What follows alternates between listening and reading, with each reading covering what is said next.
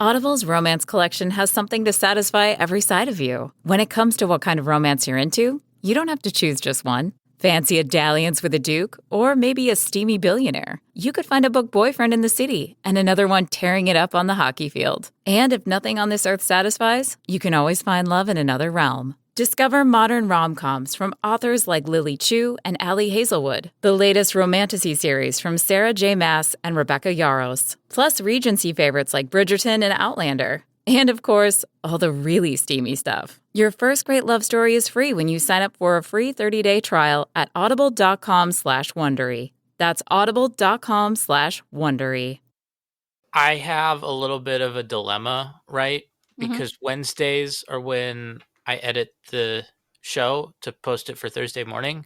Right. But Wednesdays are also when the Pat Narduzzi radio show records from a hotel restaurant near Pitt's campus. So, I want to go, especially given what he's said already this week. I can't believe he said that. What did he say? I haven't heard this. So you haven't heard that? Oh my God. To summarize briefly, somebody asked him, so Pitt has not beaten Notre Dame in a long time. And the last two instances that Pitt played Notre Dame did not go well. And the collective score between those was like 103-10. Because we played them in 2020 when we were not great. And we played them in 2023 when we were also not great. And so, that's where we're at. Somebody asked him about this and he said something to the effect of, well, the Notre Dame game is not relevant to the ACC race. So obviously we want to win this game, but also I don't really care if we lose 103-10 because we can still win the ACC. And like, bro, why the fuck would you say that? Why would you even say that? The dues. I like it. I like it because I feel like Pitt is better whenever Pat Narduzzi is saying things that get him in trouble. Remember the bitch face? When he brings out the troubles box or whatever it is, the blue box. The bitch face. There we go. Arthur, I was thinking about it. I see no reason why editing the podcast should keep you from doing this. If Commish can listen to music while he's recording the podcast, surely you can listen to the dues while you're editing the podcast. It's true. Take your laptop to the Pat Narduzzi radio show. Yeah, right. But I usually edit on my desktop because I have two screens and they're both bigger than the one screen I would have on my laptop. Yeah. Okay, but also Pat Narduzzi is portable. You could just bring him to you. Yeah. There you go. Well, maybe here's what I got to do. Maybe I got to book a room at the Hotel Indigo. There we go. Then I can just go upstairs and edit the podcast after the show. I thought, you were saying that Pat Narduzzi was portable, and I was just immediately went to the pocket dues. In his pocket Apple car. That's right. Fits in most overhead compartments. Mm-hmm. A lot of people think I don't actually edit the show, and that's not the case. Like everything that you hear, like I left that in on purpose. That is true. It might seem like it's something that should have gotten edited out. No, I wanted it like that. Sometimes it's to try to teach us a valuable lesson that we don't learn. Yeah, no, we will never change. We will never improve. That is a promise.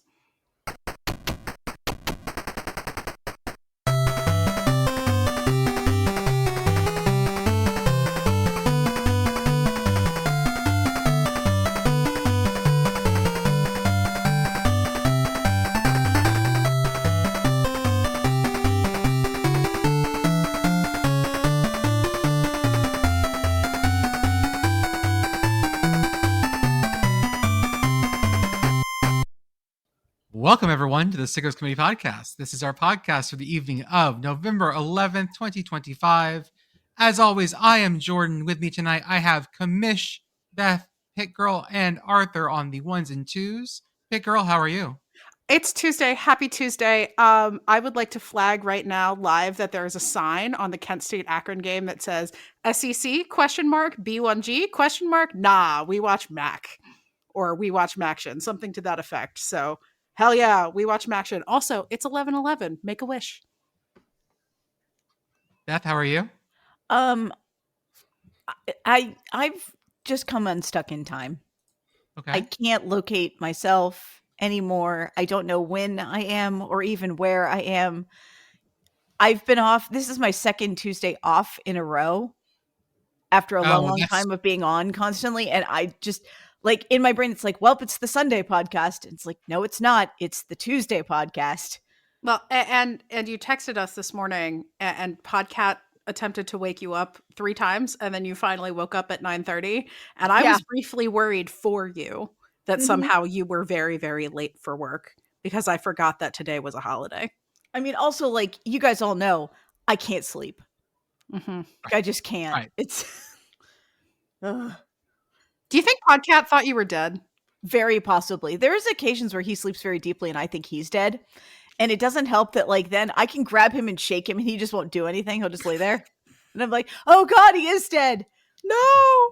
I go to like grabbing his ears or like go to like breathe into his nose. And then he's like, no, stop it. What are you doing? Commish, how are you, sir? I'm good. It's Tuesday.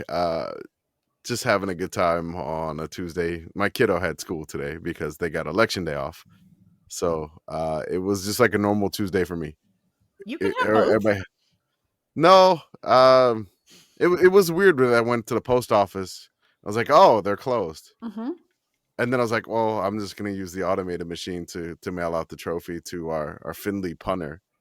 And I used the automated machine and mailed that out. So I was like, okay, it was like, okay, there's a lot of people on the road. Like, what are y'all doing here?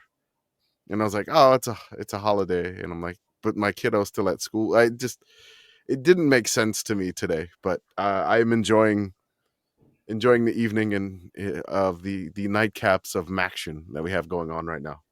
Say more about Package Machine. Package Machine? Yeah. I'm baffled by this. So there is like an automated scale thing, and that basically it's a machine that you can... It's at the post office, and it's just like I already had it boxed up and everything like that, and had it labeled. And they were like, "Well, how long it is?" Like they basically you could measure it, and I put it in the corner, and they weighed it, and they were like, "Okay, this is the postage. This is how much it costs." Type in the address, and then they printed a label for me right there. I just smacked it on the box, like stuck it to the box, and then put it in the package drop, and I was on my way. We've had these things for like decades. What? I very infrequently mail anything that's not in a flat rate box, but like I just go to the post office, I put my shit in the flat rate box, and I hand it to the person at the counter. No, you avoid the going with the counter. The counter is a long line. We don't want the counter. So the counter, I live near a large regional post office, and there are multiple clerks, and so there is very rarely a line. Okay. I'm just amazed at this idea that there is another option because there is no such option where I am. Yeah, I don't know that I've ever seen a self-service thing like that. Well, I mean, like you could still use the box. Like if you have the priority mail that way, you could just be like, if it fits, it ships. You could do that. Yeah. Hey, this is the size. Do it. But like for these trophies, I had to buy a specific size because the postal service boxes wouldn't fit the trophies for the longest month of the week. So I had to buy like a box of boxes to specifically fit these punter trophies, and basically to get it snug and make sure the trophy didn't break in shipping and stuff. So yeah, that's we're podcasting on mailing hunting trophies. I love it. Yeah, that's what people come here for. That's right. I think that the last time that I mailed something, I was mailing something to Pitt Girl. Now think about how long it's been, right, since you received a package. That was a while ago. I remember when that package arrived. The fun thing for me is me mailing these things is like I check our PO box like way more frequently. I think there was like 5 months that I didn't just check the PO box that we had until I started doing these trophies. And then I don't know, whoever the previous occupant was in the box got like a bunch of like fishing magazines. It was like, what is... Wait, like catching fish, or like I think it was like somehow they were trying to scam you through clicking things, but with magazines. Clicking magazine. I think that it wasn't Rod and Reel. It was a different magazine, and then there was like a big and tall fishing like clothing catalog that this other person before us got. So I don't I don't know what it was. We have 2 games going on right now. Currently, as we speak, Kent State is up in the wagon wheel game 35-17 over Akron. And at the top of the MAC, Ohio 7, Western Michigan 10 at the end of the third. These 2 games have almost caught up with each other temporarily.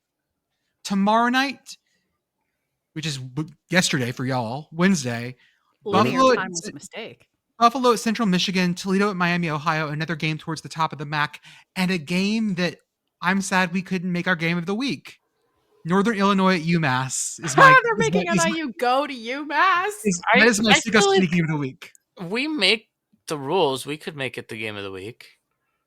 We'll talk about the other ones first because there's. I'm not making UMass game of the week again. They're 0 for 2. I'm not putting that on them. Yeah, again. that's fair.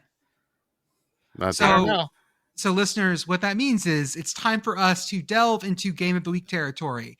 As the charm for UMass. Oh, by the way, the ones on Wednesday, you'll have 2 more bowl eligible teams because Buffalo versus Central Michigan, 5-4 versus 5-4, and then Toledo versus Miami, Ohio, 5-4 versus 5-4.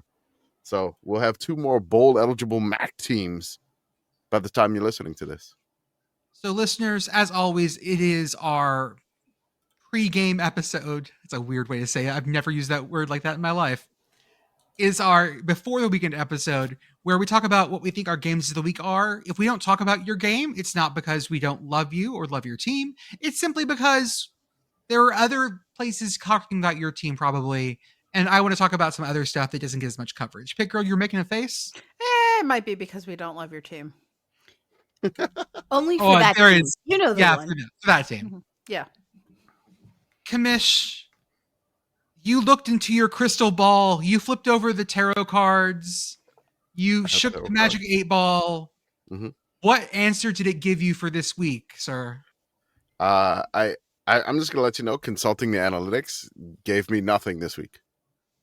Go, girl! So, give us nothing. Analytics, numbers wise, you got nothing. Nothing. I got nothing.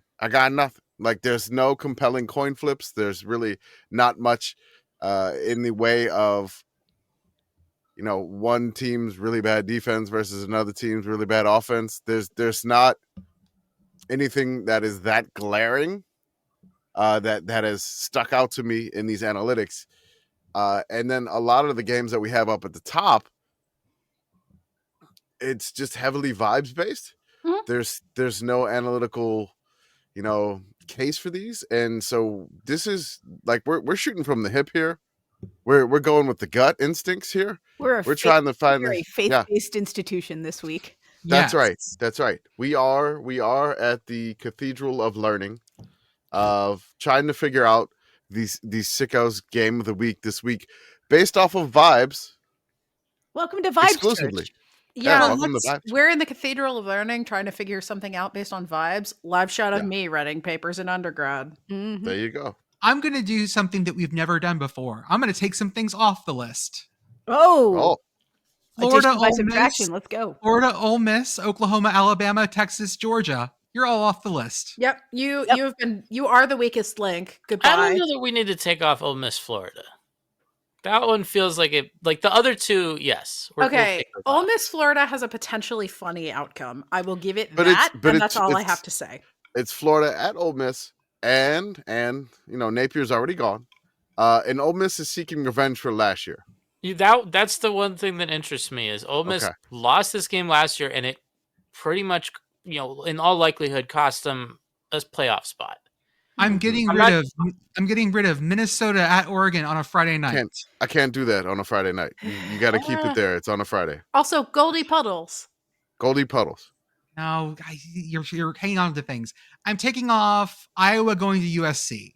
Yeah, that's fine. Because whatever outcome happens, it's not that interesting. Iowa is a top 5 team in our pool. Why are you not taking off the stuff that we have at the bottom here? Like you're like hopping way up. Things. Yeah, but the stuff at the bottom is the ones that you would probably eliminate. New Mexico. I mean, all the other ones were at the bottom too. New Mexico State, Tennessee, UCLA at Ohio State. Yeah, I got nothing interesting there. There you go. Okay. Here's my thing, real quick. I feel like usually when we record this episode of the podcast, by the time we get down to these games, we're like, we only have 10 minutes left. We need to talk about FCS teams, and we don't talk about them anyway. Like, this is more time spent on these games than we normally spend. True. You could just say, I'm going to take stuff off the list and then just like cut it right here, Arthur. I mean, like, and let's then just go. Do it like we usually do it. We start at the top. And by the time we get to these games that you don't want to talk about, there won't be time left to talk about them. We're talking about them now more. Yeah. I respect Jordan's attempt to get funky with it. I'm here for the Marie Kondo version of podcast. Let's go.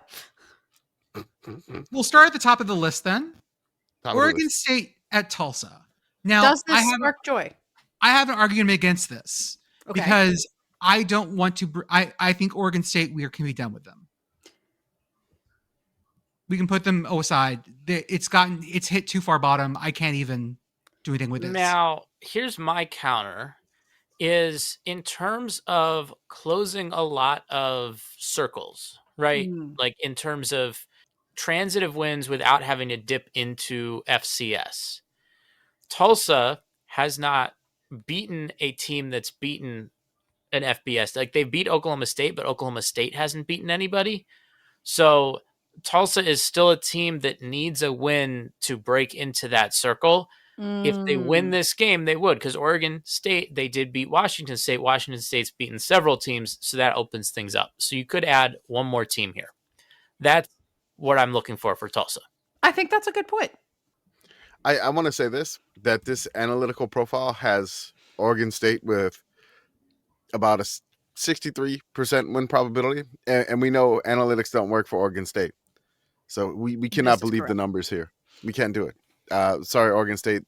The numbers, they say numbers never lie, but for Oregon State, they do. Do you want to choose to believe that this is a coin flip? I am a Beaver believer. The one thing is that I don't want to put this as the game of the week because we have that potential second leg of the Pac-12.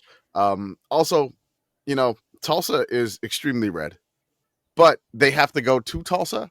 And I feel like not many people are going to be watching this game. It is at noon on the Plus. It is likely going to get buried. And that has one thing that's going for it because we're going to pay attention to it. And it'll definitely be on the quad box for me. But, I just don't.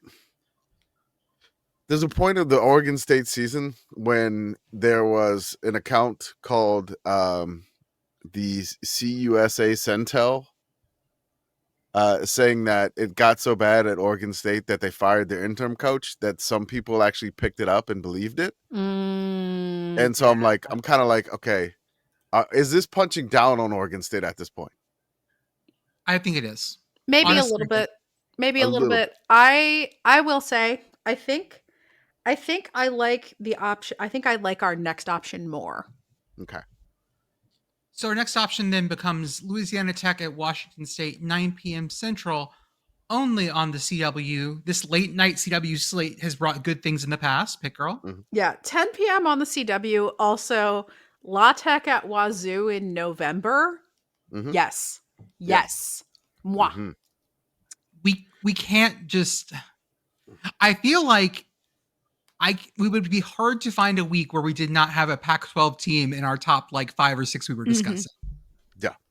Just because the matchups have been so weird, they always catch our eye. And it's not a bad thing.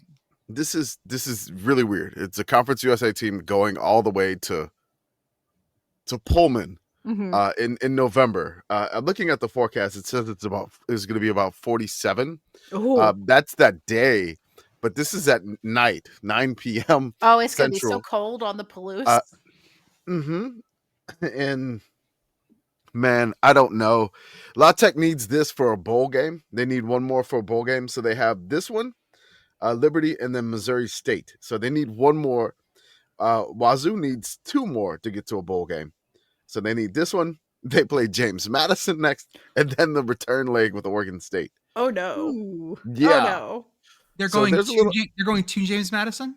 Yes. Oh no. Okay. Yeah. I remember this. Yeah. So basically Wazzu needs this one and they have to win the return leg against Oregon State. To think about a bowl game. James Madison, maybe they can pull something off. I mean, they almost pulled it off against Virginia in another game they had to go to Virginia for. It's true. But yeah. So this one is probably the most analytically close that we got. It's like 55-45 here. And Tech is favored, which is weird. And then Tech is coming off of that really rough loss to Delaware. In Delaware. Now they have to go clear across the country to Pullman and play this one. Do you see what their best side of the ball is, though? Not Tech? Yeah, La Tech. The defensive side of the ball? By a long shot. And Ooh. I think I've seen a team's defense turn Washington State into mush. And that defense isn't as good as this defense. North Texas was not as good as La Tech's defense. That was rude. It's a nutrient paste. It's a smudge of. You ever get one of those plates on them, the fancy plates where they just smudge the puree? Mhm. That's what No. smudges. There's texture to it. No, I don't eat at places like that. Well, then I've we're never gonna have have. to try some. Are you, Jordan? Are you telling me that Soylent Green is Wazoo? I mean, It's Yes. Soylent Cougar cheese. That's what's in the Cougar cheese. Gold. Yeah. Cougar Gold is people. Cougar Gold is made out of people. I am okay. More weirded out by Cougar Gold's made of people or Cougar Gold's made of real cougar. Why not both? Cougar Gold is cougar people. Like older ladies, like Beth. Damn, why'd you have to throw Beth under the bus like that? Hello, Jesus. HR. God. She's I not hear here. Bridget like Bridget Bridget! yelling. I'm tagging her right now. Oh my god. Which is the worst? Which is the worst part of it? That's the question. Was it the old, or was it the cougar, or was it throwing it to Beth? Here's a game that I. Oh, that was so good. I felt that. You used your belly breath, Beth. Belly This breath, isn't Beth. better. No, that's not better. I'm just we're like I got to get Bridget on speed dial. Penn State at Michigan, 2:30 Big Ten Network. This Da, da, thing da. has fall. Penn State at Michigan State. This is the Mhm. Land Grant Trophy game. Da-da. Thank you. Yes, Penn State at Michigan. Let me get better than that for me. Penn State at Michigan State, 2:30 p.m. Big Ten. This has fallen a ways from being on a larger network. In the What channel is it on?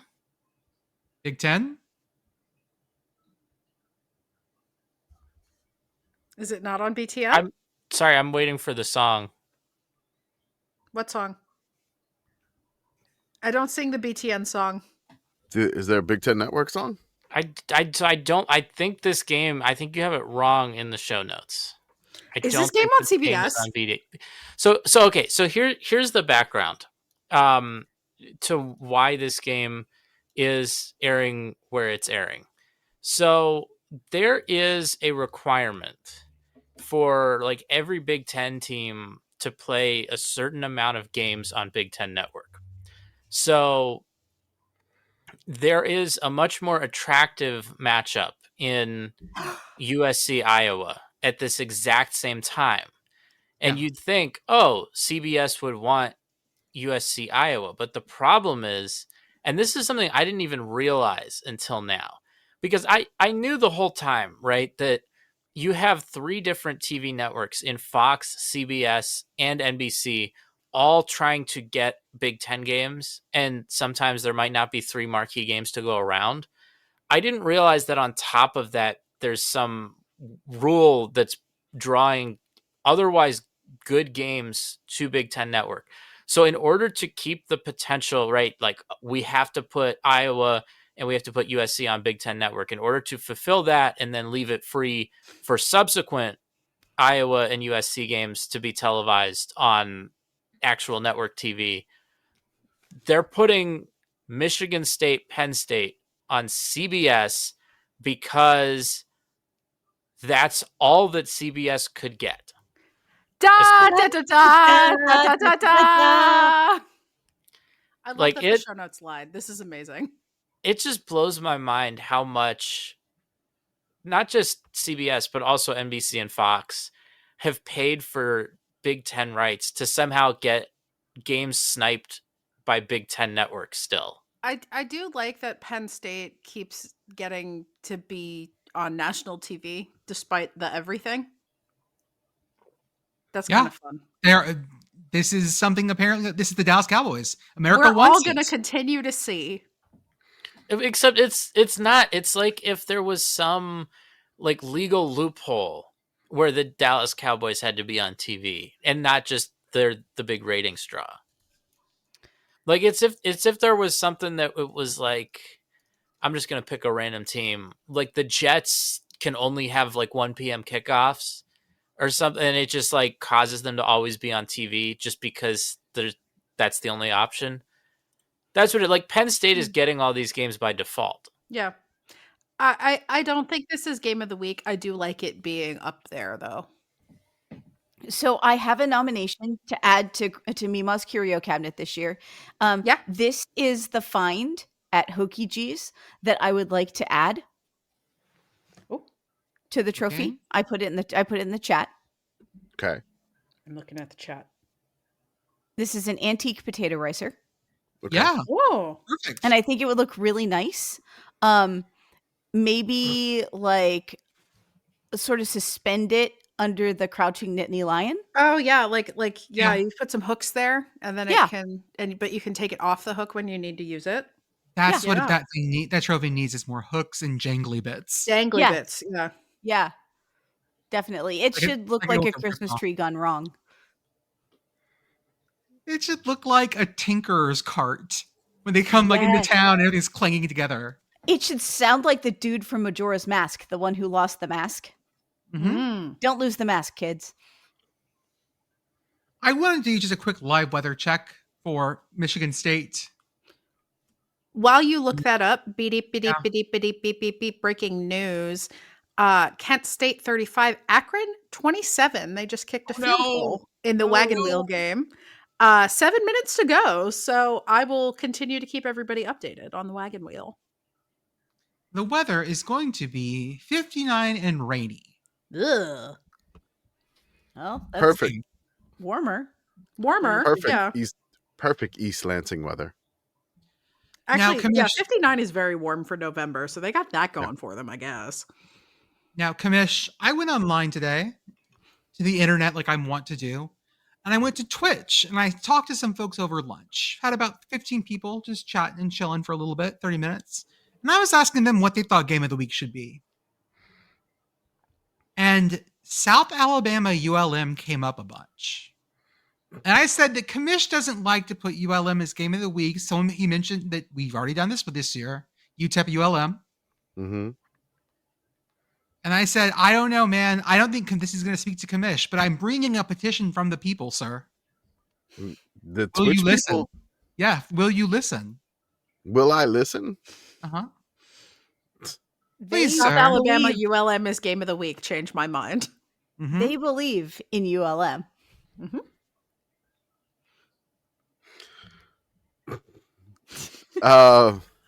Look, I mean, ESPN. Please, sir. Just listen to South ESPN Alabama. ESPN doesn't believe in ULM.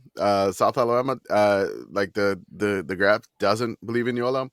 I mean, ULM had a bye week. I don't know what's gonna happen here. They've lost 5 straight. South Alabama hasn't. I don't. When's the last time South Alabama won a game?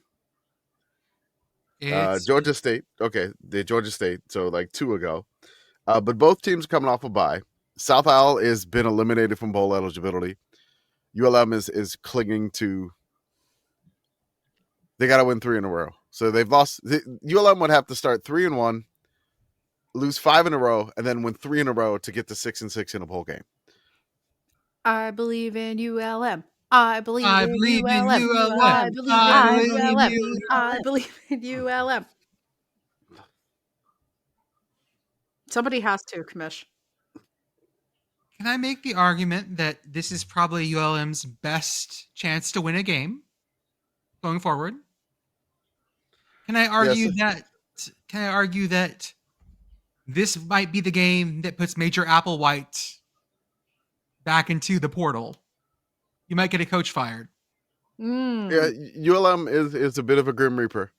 They can do this. Like they have been known to fire coaches. Again, even though Butch Jones rattled off 4 wins after the ULM game, he's still not on good terms with Arkansas State folks. After losing to ULM. Yeah.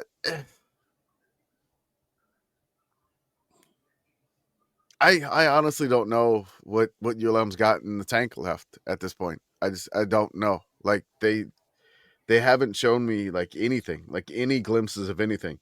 Like the most points that they've scored since they beat Arkansas State in a game was 21 when they lost 49-21 to Southern Miss. I don't see anything from them. It's kind of depressing for me as a ULM fan. I normally have like some glimmers of hope or something like that, but I don't see anything here. So we're saying that this is not game of the week by way of being too depressing. I'm depressed by it. Yes. For me personally, it's there's nothing exciting about it from me. It's just like, I mean, I get texts from Dusty from Warhawk Report in the middle of the games. He's like, I'm tired of this. And I'm like, tired of this, Grandpa. I'm done. And I don't want to like bring down the podcast, but No, it's fair. It doesn't feel like there's any juice left. Like there's juiceless. They used the black jerseys. They had they brought a plane on the field for ODU and they lost 31-6. I mean, like, what else do you got here, ULM? Do you have like any reserve, something, Is there emergency backup juice? Yeah, I mean, like you got a Capri Sun somewhere? Yeah, I mean, is there something there? I mean, we don't. If they could run the ball, maybe there's a hope. The defensive rush for them, and then like there's not much success rate. There's really we're gonna have to get lucky to win this one by like a stupid turnover or something. I have seen Teal put up 48 points this year. Anything can happen. True. I want to say it's not on here, but I want to say sarcastically, well, at least they put up lots of turnovers, right? I don't think they pull up lots of turnovers. I don't remember. Okay. Don't like that. Eastern Michigan at Ball State. This is more in our basket. We've Ball done State mentioned. Ball State mentioned. Exactly. Nah.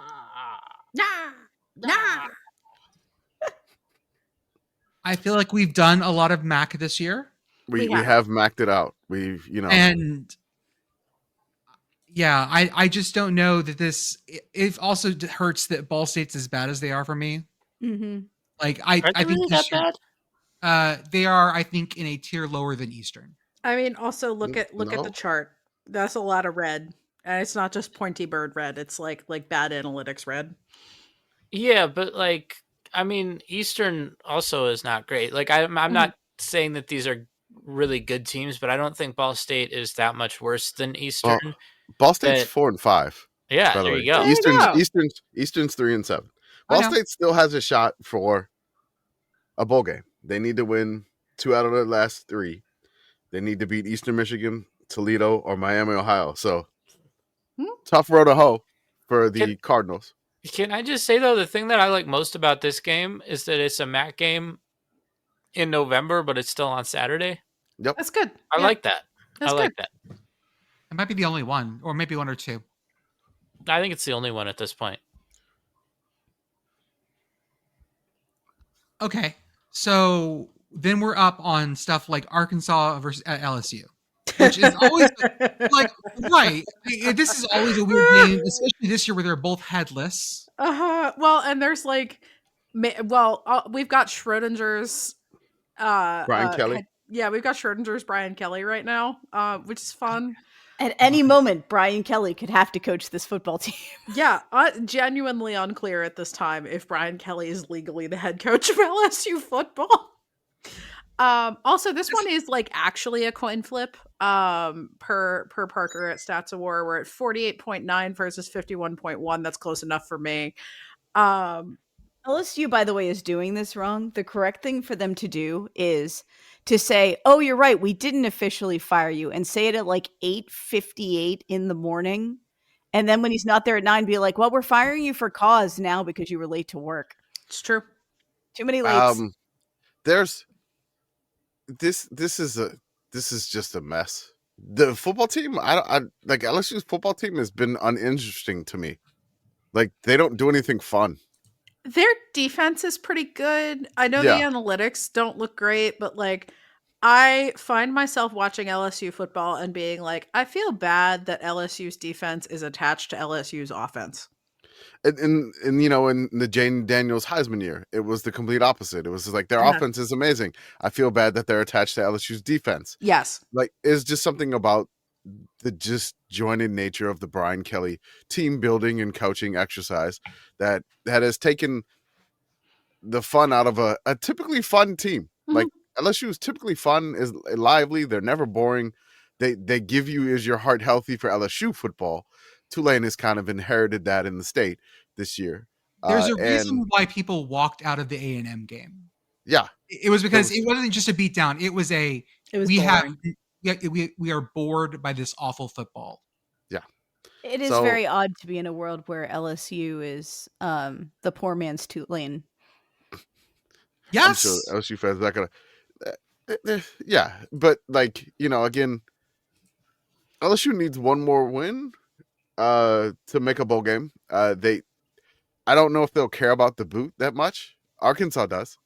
Arkansas cares about the boot. Bobby Petrino has Bobby Petrino got a win yet as head coach of Arkansas?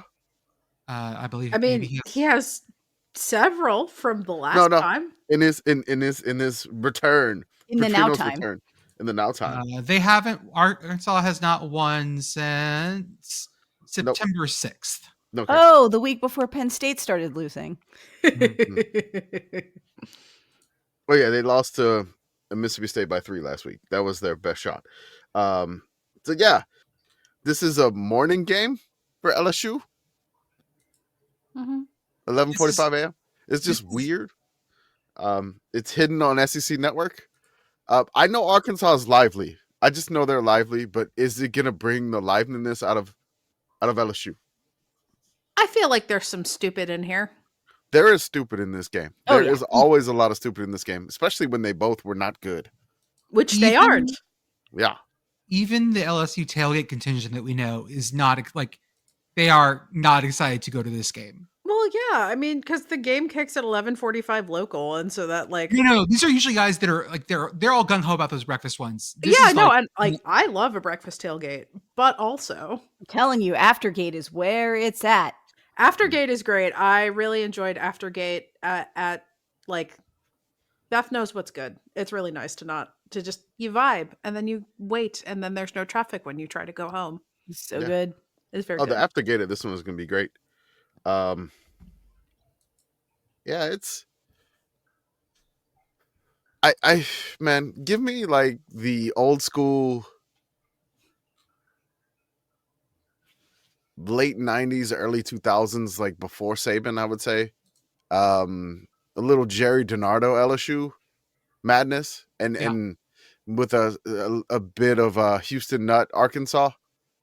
Give me a little flavor of this game and I'm there. But I don't know.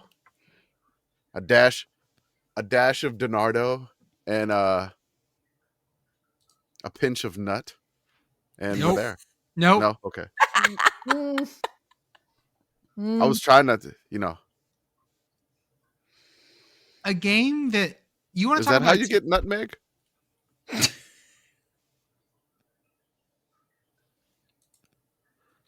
I mean, I was like, Jordan's just speechless. It's good. A game that we want to talk about. This is a game that you talked about, a team that you just like, I'm bored by. I want to like Nevada football. I am bored by how bad they are because they're not funny, boring. They're just boring. And I think San Jose State against lesser opponents does the thing. Scoring button go brrr. I mean, we do like it when scoring button goes burr. True. Mhm. That's good. Mhm. We like that. Oh, I didn't mention. No, yeah, we haven't gotten there yet. Never mind. Keep going. Sorry. I'm talking to myself. Oh God. I'm talking to myself. It's fine. You're a good Panic. company. Okay, great. Do I need to Anyways. talk about spices again? No, you're fine. No. Okay. All right. We're good. Scoring machine go burr would be fun, but Nothing about grating Houston nut. If you need some heppin, some spicy nut. the Nope. cacahuates japones, those are delicious. Okay, so not that. How about a game that should be a legitimately good game? We do that too. We Okay. We do those. Mhm. Kennesaw State versus Jacksonville State. do. Yes. I am enjoying Kennesaw State Destroyer of Worlds a great deal. Hoodoo. And Jack State has been kind of doing this the same. Like they've been winning games that, ever since Rich Rod left, like they kind of left them for dead, I guess. Like people just kind of forgot about Jack State, but they've just been humming along with Charles Kelly, and getting victories on the road. And both these teams are undefeated in Conference USA. And if one of the things we say here is that we are very pro getting people's eyeballs on games they usually would not watch. Mm-hmm. Pitt Girl update. Beep, beep, beep, beep, beep, beep, beep. Breaking news, touchdown Akron. We are sitting at Oh boy. 35-33. There is a flag on the play, but I Going think for it is two. going to be like pass interference or a late hit. Zips, they Mm. coming. Yeah. Oh man. If we believe that it's our job to get people's eyes on things they wouldn't normally watch, Kennesaw State, Jackson State is at 7. Texas, Georgia is at 6. Jacksonville State. Ooh, with targeting. Oh. Texas, Georgia is at 6:30. So if we want to say we want to stand for great games, even if they get buried, this is a good reason. Yeah, That's a compelling argument. that is a compelling argument. Also, like, I think people who know that Kennesaw State is good, but like, I'm not sure how many people who know there are. Like, we should let them know. Gotta let them know. I do enjoy the idea too of pitching it as like, like you have a chance to see an amazing team from Georgia. Yeah, I like that. Also, on at the same time, like Florida Ole Miss is at the same time too. Like this is a stacked evening slate. This thing's on ESPNU. It's not on the Plus. Everyone, well, right now it'd be easier to see it on the fucking Plus, but okay. Yeah. Maybe one day Disney and YouTube TV will speak again. In the meantime, we have the Varsity app. True. Thanks, That's Varsity app. Hi, Varsity. Yeah. Yeah, we love you. We love you. So that's just an argument someone came up with today. Not my argument. I forget who came up with it during the Twitch chat. But the idea that we're trying to highlight games like that makes it a higher choice. Thank you, think Twitchman. I think that's a good argument for moving this game up, if not making it game of the week. I think that's also probably the best game of the week argument we have so far. I think so too. I think it's the strongest. Because UNC Wake Forest. No. No. Wheel of ACC. Turn. Give us the score that we must learn. I don't even think this is like, man, it doesn't even look fun. I think it'll be fun for Wake to just bury Bill Belichick's bowl hopes. Yeah, that's fair. Yes, that can be fun. I mean, I Wake. have a prediction. I have a Wake prediction. Hold up. My Wake prediction. Hold a piece of paper to my head. It is Wake by 1. I mean, I guess you have that already written on paper from previous weeks, so you can just keep pulling that out. No, I read it brand new every time. I just know. Oh, okay. Sort of my prediction pile over here. Wake by 1. This is the rest. I keep talking. We've mentioned this before, but fuck it, I'm going to say it again. UNC gets to skip down Tobacco Road for their last 3 games of the season. It goes Wake Forest, Duke, NC State. I don't believe they're all away, but that would be funnier if they were. Let me double check who is home where. At Wake, home against Duke, at NC State. Wonderful. No notes. Losing that last game against NC State will be perfect. Speaking of, you want to see a dead body? God, okay. Fucking fine. Kansas State goes to Oklahoma State.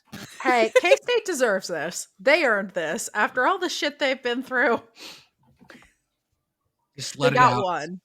I have a funny feeling about this. Oh no! No, I do. Oh no! No, Oh, that's so dude. mean. no. I'll bet you something. I'll bet you something real. Okay, I'll buy your what first drink. I'll buy your first drink in Charlotte if it happens. Okay. I'll buy you a drink if it doesn't. But Akron makes the 2-point conversion on a reverse sort of we're like tied. type We're play, tied by at the the way. wagon wheel. We are Oh my tied God. with 2 God. minutes left in the wagon wheel. Oh We my haven't God. wagged this much wheel in so long. I just want to say that Kansas State historically doesn't like Stillwater. Yeah, I mean that's where the mosquitoes are. And It also runs deep, which is a problem. that's right. Just noting here that K-State's like kind of hanging on by a thread to get to bowl eligibility. They need this one, then they play Utah, and then they're home against Colorado. So they have 2 games on the road here. They're coming off of a bye. Now, do they just come out flat? You know? No, Do they it doesn't. I'm going to say it does not matter. Oklahoma State is simply a low roadblock. Okay. I just want this one just so we can close the Big 12 circle of Big 12. That's fair. That's fair. Yeah. That's fair. So I don't know. I have a funny feeling about this. I feel like it's going to be closer than what it should be. So within 45 points. Man. I have a funny feeling about this one. That's all I'm saying. Commissioner Damas is here. It's here. I don't know why. It's been a long time since Commissioner Damas comes out. This feels like something really stupid happens for K-State. And I mean, Oklahoma State's been showing a lot more signs of life since Gundy's gone, and they've gotten a little bit, they put up some points, but I mean, do they have enough to? And then Kansas State has been this year. They've been incredibly snake bitten. They've lost games they probably shouldn't have lost, and all K-State fans are like probably agreeing with what I'm saying right now, and they're terrified of this. And it may not. It probably not going to happen. But I just have a really, really gut, just in the pit of my stomach, this could happen for Oklahoma State here and get this win. Under the same guise of showing people things off that they haven't necessarily seen yet this year, ignore the fact that we just featured Air Force. Ignore that. Air Force at UConn. See, that's sort of the problem is that we just featured Air Force. I know, but ignore that fact. I'm choosing to say it does not exist. Okay. So UConn versus no one. No one. But we haven't highlighted them yet this year, and they've been doing very well. Mhm. So UConn, it wouldn't be unheard of, but again, they've already done this. Let me look real fast at what their future schedule is. I I mean, mean, is they there are a better UConn presumably opportunity? they are playing UMass. Oh no, they already played UMass. Or did They they only not have play one- UMass this year? They only have one No, more they don't game. have UMass this year. Only one game, and it's at FAU. Hmm. Okay. It So- bugs me that UConn UMass is not annual. Just as an aside. The Southwick Jug. Yeah. It's because they couldn't find a mutually beneficial sponsor. I will sponsor the Southwick Jug. Let's spin the wheel of ACC again. Clemson versus Louisville. On a Yeah. Friday night. And Ew. the feeling's right. No, feeling's not right, apparently. This is Hmm. also like kind of a mid-off. This one's probably gonna be more interesting than the Florida State one. I'm afraid to call it because I don't know what ACC this is going to cough up. I Louisville's feel like we're not giving Louisville enough credit. yeah. Like they are having a much better year than Clemson. Yes. Oh, yeah. Louisville's still undefeated in regulation, so Sure. I feel like, I mean, I don't know. The interesting thing for a team like Clemson is when you have a down year, everyone wants to get you because that's their shot, right? Louisville and Clemson, I can think of at least one incredibly memorable game that they've played, but I think, Louisville, regardless of the situation, is going to be excited to get a shot at this Clemson team. Yeah, that's fair. I have trouble picking one ACC game from another at this point. In terms of being like, this is going to be more chaotic than this. They all sort of blend together into the ACC unigame. Yeah. Which is like a team from the Mid-Carolinas playing a team from, I don't know, somewhere very far north, and the random number generator spits out a 27-22. That's sort of where I'm falling on this. Yes, but that's what's charming about the ACC, in my view. Like NC State at Miami. Sure, Miami is clearly a better team. Yeah. But NC State will fuck you up. Yeah, NC State already beat Virginia. It just doesn't matter for the conference standings. So we know that they're capable of beating a good team. I'm going to ask you a dumb question, just because the answer is dumb. Okay. What position is NC State in within the conference? Oh, God. I have no idea. Why would I know that? So there's 17 teams in the ACC. And there's so much drama in the LBC. Sorry. They're team 8.5. No. There are...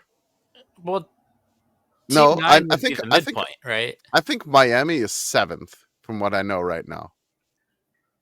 Just off the top of my head. Can you be sure?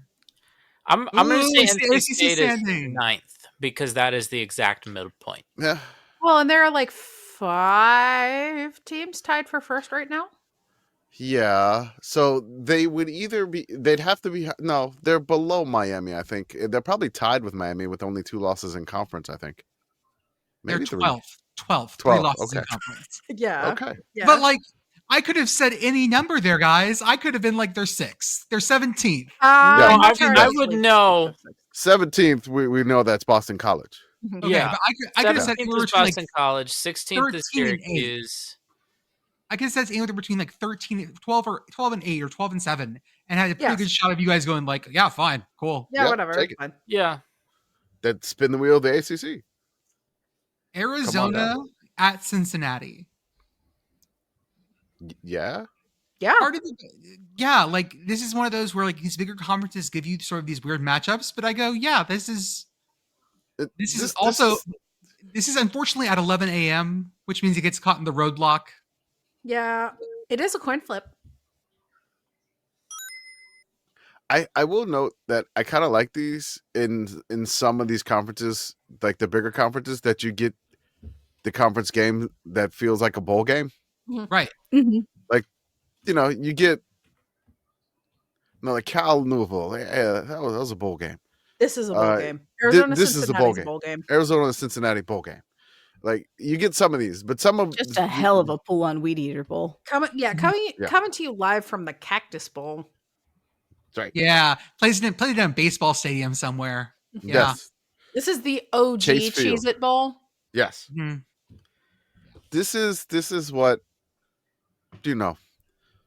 I like this, and these are 2 relatively, like, I would say relatively even teams. Maybe Cincy's been playing a little bit better this year than Arizona, but I mean, 2 solid Big 12 teams. Should be good football. I don't think necessarily too much sickos about it, but I just feel like it's going to get buried, and that's why I have it higher up. On the other end of the night, and then the Scott Satterfield, Yeah, we'll get him out of there. We'll get him out of there, guys. We're working. Everyone's working. The universe is working. Wyoming at Fresno, 9:30 FS1. This is the nightcap, basically. Or is there a 10 kick? I don't think there's a 10 kick this week. So the 9:30 kicks are the nightcap. Those are the games of Wyoming at Fresno State, Boise State, San Diego State, TCU at BYU at 9:15 p.m., Yeah, eyebrows went up. Or a game that's going to be really good. UC Davis at Montana State at that 9:15 time. It should be really fun. Big Sky banger. Big Sky. But said Wyoming at Fresno State. If this were in Wyoming, I'd be more interested. Fresno State hasn't been great at home.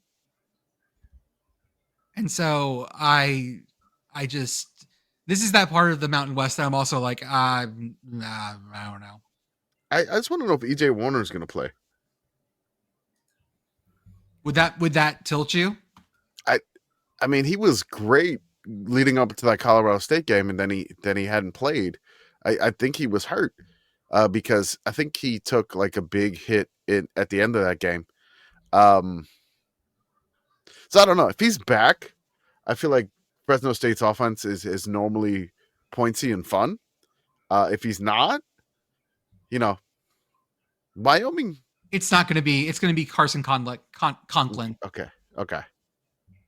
So he's still out. Is he out for the rest of the year at this point? It looks like he got benched. Oh, okay. Ooh. Well, he was a Detmer darling. That's the thing with the Detmer darlings. We fall in love with them, and then they get benched because they throw too many interceptions. Yeah. Or they're FAU and no one fucking cares, so he can just keep throwing it. I love him. Slanging it. My beautiful boy. People were looking, when I was on stream one time, we were looking at some numbers and they were like, oh man, these teams in FBS throw so much. I was like, let's look at those FCS numbers. Teams are throwing like not 3,000 yards over 9 games or whatever. So I'm like, insane shit. So they were showing, I'm still watching the wagon wheel, 28 seconds to go, by the way, still tied. And they were showing, because Joe Moorhead is still at Akron, and they were showing some of his stats from when he was at Fordham, and like, oh yeah, here's all the leaders, and like he's still on the board, but the number one, like he had 30 touchdowns as the quarterback at Fordham, which is a lot. But the current leader all time for touchdowns at Fordham is now, it's like over 100. Because he was quarterback in 1995, or like in the 90s. Like I had just been born, and the game has evolved in 30 years. Okay, a game we always like to highlight. My favorite nickname, throwing touchdown. My favorite nickname for any rivalry game, I think, 100 Miles of Hate. This is Mitsu at Western Kentucky. It's very good. If Mitsu weren't so down, I think Mitsu's too far down for this to even have rivalry game juju. Yeah. That's what you say, though. I know. mean, it's rivalry. I'm being bold tonight. I get that. I have to admit, looking at this feels like one of those games where Big Red isn't even going to have to unhinge its jaw. I feel like this could be like if this turns out that way, I think Derek Mason's done. I think this is okay. I think it's the end of the road. Yeah. I'm gonna drop for y'all Parker Stats of Wars info. So I didn't do it for this game, but I looked it up because I was talking about it. So I'm gonna drop it in right here and just want a little live reaction of that left side. Whoo. I'm waiting for it to load. I just see you put it in here. I was looking in the podcast. No, sorry, in the Google Doc. Oh no. Yeah, that's not great. That's and it. You know cherry pie on the left hand side. Parker's model on projected points is always pretty conservative. But this is even saying like a 10-point game. That's a lot for Parker's numbers to come back with. Do you know what distinction Middle Tennessee has this season?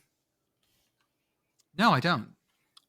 So we talked about a certain team that can get a gas discount for their fans. Yeah, Minnesota. Yes. No, that was Wisconsin. Shit. Middle Tennessee is the only team Wisconsin has played where they got a gas discount for their fans. Okay. So when I say I'm down on Middle Tennessee this year, that is why. Middle Tennessee's only win, they do have a win over an FBS team because they beat Nevada. They got that was that weird game that Nevada was up 13-0 and then Middle Tennessee came back in the last 6 minutes of the game and scored 14. Yes. They got boat raced by Austin P. They did, like yes. 20. That's what I was getting to. Yes. They They did get an FBS win, but they lost their FCS game 34-14 to Austin P. That's in state, right? No, Austin P is in state. No. Austin P is Tennessee. Yeah, in state, Middle Tennessee. Yeah, they're in Tennessee. Yeah, it's not a great look for Middle Tennessee this season. Yeah, that's what gives me pause here. Just, man, Middle Tennessee, I'm just really just too down on to be into. Yeah, I totally agree with you there. Let's go to our ads. First, if you want to dress like us, and why wouldn't you? Home Field Apparel for the softest, comfiest collegiate apparel. I see a Blaster the Burrow Colorado School of Mines shirt. I see a Pitt Panthers hoodie, Air Force shirt. Oh, I'm wearing Texas, my Bluebonnet Bowl shirt. I'm wearing joggers, which you can't see, because it is finally cold enough in scenic South Central Pennsylvania that obnoxiously Pitt boyfriend and I have turned the heat on. Also, we are tied 35-35 at the end of regulation in the wagon wheel. The last play of the game was an attempted Hail Mary, but the quarterback got hit while he threw, and the ball went basically straight up. Overtime. Also, Western Michigan, bowl eligible. Woo! They have defeated the Ohio Bobcats 17-13, bowl eligible in Kalamazoo. We love to see it. 6-1 at the top of the MAC standings now, I believe. Or 5-1, I think. So you're wearing your Bluebonnet Bowl shirt? Yes. So I have a West Virginia Bluebonnet Bowl shirt. Pitt Girl, is there a Pitt Bluebonnet Bowl shirt? I very much doubt it. No. Okay. They've been to the Bluebonnet Bowl. There is not a home field Bluebonnet Bowl shirt for Pitt, as far as I'm aware. Yet. Yet. Okay. Folks, to say that the response to the Mayo Maniacs has been strong. Yeah. I'm going to just go ahead and talk Commish for a second. I'm going to look at some tweets, some texts we got. Okay. Well, we don't want to give up too many things. But no, don't worry. When we said act fast, yeah, we hope you acted fast. The allotment that we had for this section is basically nearing capacity, and they were having meetings today to potentially do another section. Hell yeah! Do we even know if they're going to do another section? I don't know. By the time this comes out on Thursday, we would hope we'd have an outcome of it. Miller, our connection there with the Mayo Bowl. Basically, they said just plan for, about half of a section, maybe, and just plan for that. And we were supposed to run this ad campaign for a month. A month. Maybe a month. It's been 2 days. It's been 2 days. And the power of the committee, I will say this, the power of the committee. I don't think they realized the power of everybody wanting to do this. But yeah, so we're approaching 100, right? We are definitely past 50. Mayo Maniac line go up is the short answer here. From the last thing that we got before he went into this meeting is that was 75. Okay. So, which is nearly the section. If you're interested in doing this at you all, need to do this sooner rather than later. Yeah, this is not an infomercial act now. This is like an actual for real act now. This is like honestly, act in the past if you can. Jump back to Tuesday when we're telling you this, as opposed to Thursday when you're hearing us say this, and act now. We really got to get on our ACC network promotion game. Can we make a QR code to point people to how to buy tickets to this, and then tell people how to use a QR code? Because the latest one that they've had is it's an infomercial for like this like prepper food bucket, but in the ACC network commercial, the host is like, now that box on your screen, that's what's called a QR code. What you're going to want to do is take out your phone and go to your camera app and then tap on the QR code, like I don't remember exactly what he does, but like he very explains the clearly QR code for you. explains how to scan a QR code in the commercial. I feel like it's more us if we tell them that they have to do this COD, and then we have to explain to them what COD is. Cash on delivery. Cause of death? Okay. If you're doing this, what we promise you is for $50 American dollars, about 58 with taxes and fees, you get to sit in sections 206. You get a Duke's chef hat, a Duke's apron, food throughout the game, unique Mayo experience, food, flags, and noisemakers, unique cheers, multiple Jumbotron appearances, a celebrity appearance in your section, and additional unnamed benefits. If you want to do it now. I mean, an opportunity to frankly meet an astonishing number of us. Like welcome to SickoCon 26. Yeah, we're probably we're gonna be there. Pretty much, we've all pretty much booked hotels at this point. So the day of the game, we may be setting up a tailgate or a bar meet and greet at this point. So if you want to do it, you want to meet the committee. I don't know how far away you live or whatever, but we will be there. Probably not as far away as some of us who are coming. That is correct. Yeah, I mean, I'm gonna be flying from San Antonio. Jordan's flying from Dallas. I think we got the corn correspondent coming in from Omaha. Bridget's probably Montana. Bridget's probably coming in from Missoula, Montana for this. So if you ever wanted to meet the committee in person, and it is the time. Now, if you can't get a Mayo Maniac thing, you have no excuse. Yeah, man. The one thing I'm a little bit like, I'm blown away by the response. It's better than we could have ever imagined. I'm a little disappointed because I had some, I think, pretty good and interesting ideas for how to like promotions, ads we could make. Really going back to my college radio days when I was the promotions director for the college radio station. So I'm gonna be a little disappointed if we're just so good at selling these tickets that I don't have to dip into that. Can we finally do a promo with the Wii Sports music? We still don't have the rights to that, so no. That has not changed in the past decade. Listen, I can write a derivative arrangement. I'll just add a big jaw harp solo in the middle if they can't do anything. Boing, boing, We have boing, a boing, beehive you can subscribe to where we write things. You can pay us on Patreon, $5 a month. It gives you access to our Discord, among other things, including some special podcast episodes. Go to our merch store, sickoscommittee.org, and pick your stuff up. Go to YouTube. Yeah, we got some wrapping paper now. Oh, that's right, we do. We do have some wrapping paper. We got a couple of different sheets of it. The creator of our cartoon, Ward, aka Stan Kelly, I sent them the link to that, and they loved it. So I sent them a couple samples of some Sickos number one fan wrapping paper. Go to our Instagram, our Twitch. Shout out to Message Board Geniuses Podcast. They go the places we refuse to go.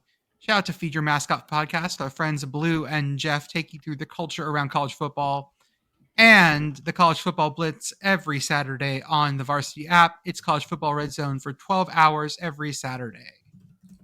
With so many options, why choose Arizona State University? For me, the only online option was ASU because of the quality. Their faculty was really involved with their students and care about your personal journey. The dedication to my personal development from my professors, that's been extremely valuable to me.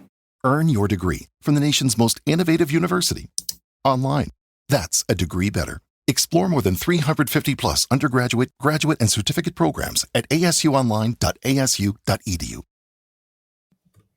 Okay, we're now at the stuff. Let's see if we have things to talk about. Virginia Tech at Florida State. Does that need to be higher?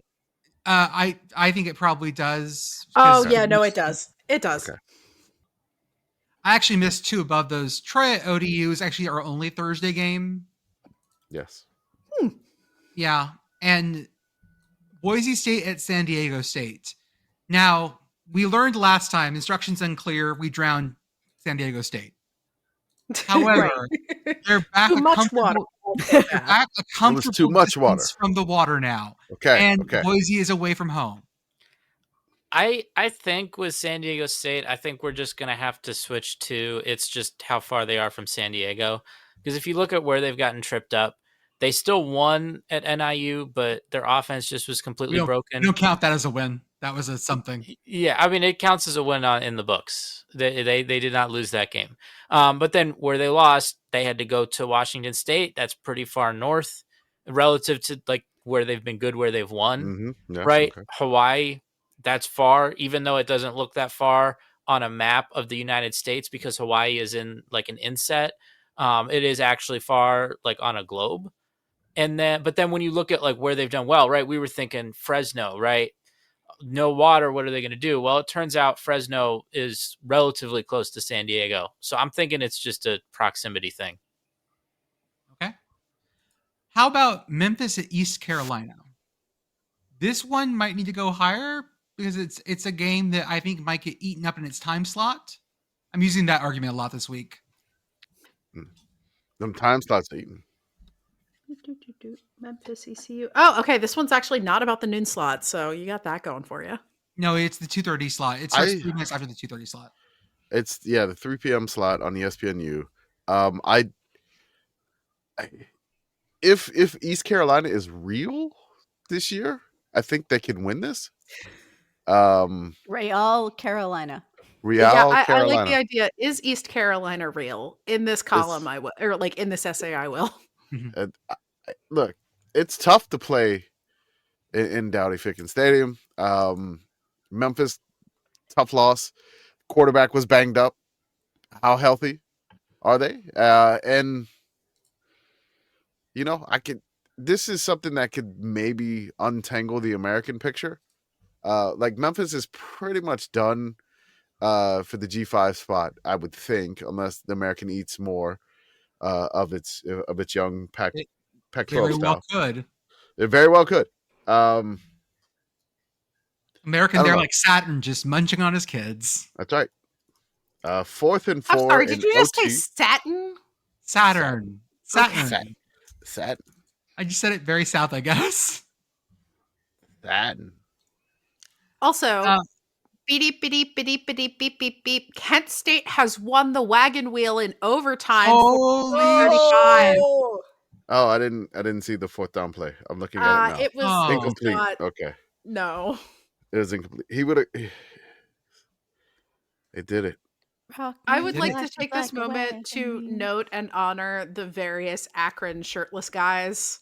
Because it's very cold in Akron right now. They got Arctic blasted. Mm-hmm. Okay, other ones. Coastal at Southern. Yeah. Colorado State at New Mexico on a Mountain West app. We do like the Mountain West app. We do love the Lobos. The Lobos are bowl eligible. The Lobos have not beaten Colorado State in a long time. They just planted the wagon wheel at midfield. Isn't that illegal in Ohio? Oh my God. Yes. There's pepper spraying at now. I believe that a bill attempt never got enacted, but also I believe it only applied to Ohio Stadium. Not all Ohio Stadia. Yes, just the one in Columbus. That's where it should be a crime. Everywhere else should be fair. Also, the wagon wheel is not a flag. That's it's true. Also not a very plantable object when you think about it. I don't think so. So they picked it up and put it down on a rim, boom. I'm guessing the ground was probably muddy enough that they could do that. Oh no, it's. I mean, not that it's been cold enough that the ground is frozen, but it looks like the ground's pretty hard. Okay. The ground might be frozen up there. Yeah. Given all the lake nonsense that was just going on. Stupid lakes. So I have Saturday free to do football things. Talk me out of driving into Houston for Delaware at Sam Houston. I can't and I won't. Talk me out of it. Nope, I can't and I won't. Do it. I kind of just want to go. Delaware. Right. And it's a Saturday, so driving into Houston isn't that much of a pain. Mm-hmm. Do it. How many Buc-ee's will you stop at? Do it. There's 3 on the way. Which one's the good Buc-ee's? The Madisonville one. Okay, what are the other ones on the way? They're not good. No, they're fine. Just the Madisonville's the big one. It's the original. Oh, just like the big. Okay, that's all. That's what means the good one is the big one? They have this. I think they have tortillas now. No. Beth. Wow. Beth. What? Better not tell the Big 12. You go to Buc-ee's on the way to the Mayo Bowl, right? Uh-huh. Oh. Huh? I'm a little bit excited about that. I'm a lot bit excited about it, and I've been to Buc-ee's before. Oh, maybe we should meet up at the Buc-ee's and like caravan down together. Oh, that's a great idea. That is actually genuinely a great idea. All my ideas are great ideas. Well, that one is anyway. Like 2 divorced families being up to trade off a kid. We'll stop at the big Buc-ee's. I will get such a great draft off Large Lincoln. Yeah. Stay tucked in right behind it like you're a speed skater. Well, we're going through a little bit of like a fast food conundrum up here because the gentleman who was who was responsible for the creation of the MTO has just retired and left Sheets' board of directors. Oh no! Yeah, I mean, good for him. I'm sure he's earned his retirement, but he definitely has. But like, man, ooh, FAU at Tulane, TCU at BYU at 9:15 p.m. That's weird. Okay, move this up. I like that. I understand that this is like a reasonably good game, but like, move this up. BYU did just get the crap kicked out of them by Texas Tech. Yeah, but I also, I feel like this game could just be bees and snakes. Mm-hmm. Yeah, it absolutely could. Like, I saw it was Davidson and Charlotte basketball play for a hornet's nest. This is just a hornet's nest of a game. The ACC wheel spins again. Virginia and Duke. Come on, like. I think I like Duke here. We have no news on Chandler Morris yet. Chandler Morris went out last time. Honestly, even outside of that, I think I like Duke here. If they had Chandler Morris, I would like Virginia. But Yeah, without, I think I agree. I think I agree with you, Duke. Northwestern's playing at Wrigley now, so there's not even anything interesting there. I mean, Michigan at stately Wrigley Stadium. So, I mean, well, I do think, I know Michigan fans are mad about not getting the Lakefront Stadium, which honestly, fair, I would be too. But sending Michigan fans to the second most historic venue in baseball is also like spiritually correct. Yeah, Wrigley feels like a very Michigan football place to play. Mm-hmm. And I feel like anytime a baseball game is played or a football game is played in a baseball stadium, that makes me pay a little more attention to it. Yes. Especially given what happened the one time they tried to play a football game here that has since been rectified. But, you know, we remember. The one-way game. Mm-hmm. The very famous one-way game. Mm-hmm. Okay. Football goes this way and only this way. This way.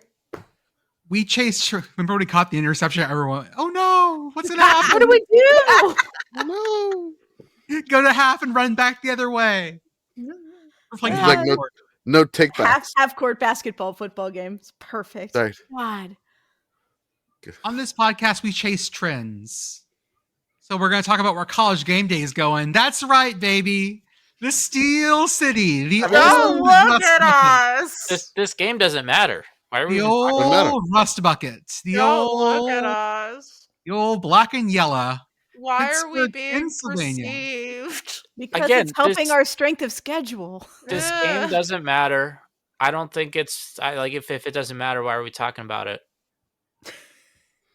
One thing I'll say here though, not about the game, but keep an eye on the socials starting maybe 5 hours before the game. Not because game day's here, but I might have a little something planned. Oh, good. We're gonna see how I execute it. We're gonna see if people hate it. Mike Golick Jr. was not a fan when he reviewed it. Only gave it a 6 out of 10. So Oh my god. yeah, so we're there. Listen, that's one of several things happening on Saturday morning. I mean, fantastic. I also look forward. Thank you for allowing me to sit with you, which means that I can try the chicken thing that has the orange marmalade on it potentially. Yes, the chicken sandwich. Yes. Yeah, potentially. I probably won't buy stadium food because the tailgate in Blue 7J has excellent food, but I have the opportunity to try the chicken sandwich with the marmalade. I just want to take a second to talk about the fact that game day is visiting Pitt. And the fact that Pat McAfee has been like, I'm coming home. And like, technically, yes, you are from Plum. It is reasonable to say that you are a Pittsburgher. But also, you went to West Virginia. You missed 2 field goals in the biggest game that West Virginia is probably ever going to play. Beth, I'm sorry. We And did you play for really the national think- championship once. That did happen. Okay. And True. and you really think that the game day crowd, that is the first game day crowd that gets to actually exist out in front of the game day set at Pitt in 20 years is going to give you a hero's welcome? My dude, keep your damn shirt on. And 13-9, fucker. Hey, not you. Hey, A little bit you.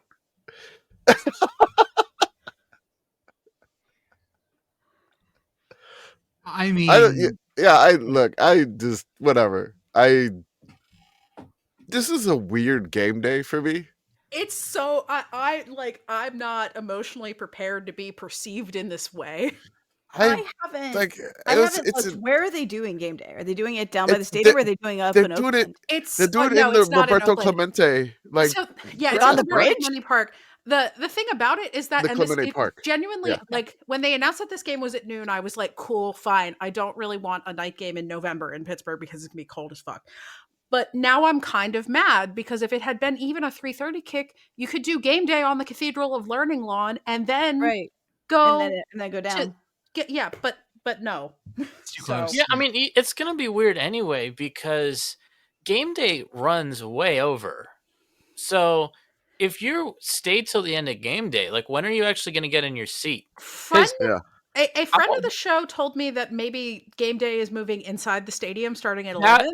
That Yeah. would have to make That would make sense sense. because Yeah. like my experience at Heinz Field when there is a game that people show up to, because like I'll admit that's not every Pitt game, Mhm. it gets hard to get in. Yes. Like the lines slow down, you've got people that don't come a lot getting confused, people trying to get their tickets up on their phones in time to scan. Last year's It- brawl, there was like a big holdup at entrance, and like we all Yeah. stood there for a while. Yeah, that was very weird. Yeah, that's like common anytime there's a big crowd. That's what it's like. Okay, guys, give me something out of South Carolina, Texas A&M, South Florida Navy, West Virginia, Arizona State. South Carolina, Texas A&M is going to be stupid. I know Texas A&M is good, but South Carolina has the stupid energy. What's the weather like at Navy? Gray and rainy, I'm gonna bet. Reasonably, so it's going to be warmer than it is today.